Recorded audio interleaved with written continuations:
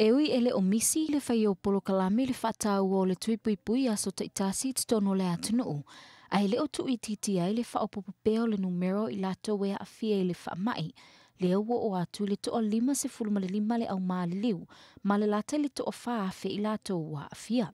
O se fai numera i totonu nisi e isi pea i le lumanai. Faamau ni mai le matanga luengo le soifua maloloina o le toa lua le au faaopoopo atu ia i latou wa maliliu o fanau la iti foi.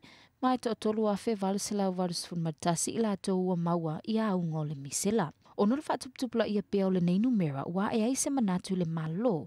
Ina ia tapuni aloa ngā luenga le malo mo aso i lua. Ai se i whaatino polokalame tuipuipui mo tagata lautele i tua i nuu. Ai misela vavaenga o loo pepesi ai le faamai.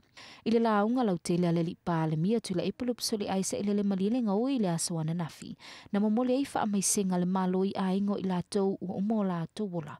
Ono lenei faamai, ma faamalo si awai le atunu ina itula i fanau lenei faamai oti. Alo faiva tato faamai matausi soifua i le tonga fitinga o lenei foi faamai. Wa mai mawai le soifua nisi o fanau laiti o lo pito aafia ngofie. Faamai se i ainga favavau. Ono le mafutanga mai pele loto manganga o motusia fafuose sa le ima fawina.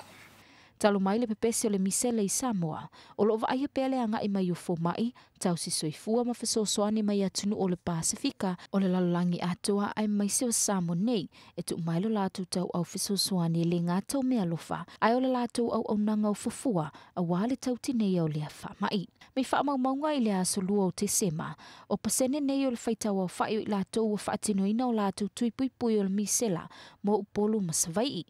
Ono masina i le fatu sanga ono 0.5%, 5 i le 0.5 tu sanga le matutua, valu 0.10%, 2 i le 3.5 tu sanga le matutua, ono 0.5%, ma isi tu sanga e 3.10%. Yutita antelea mo talafau.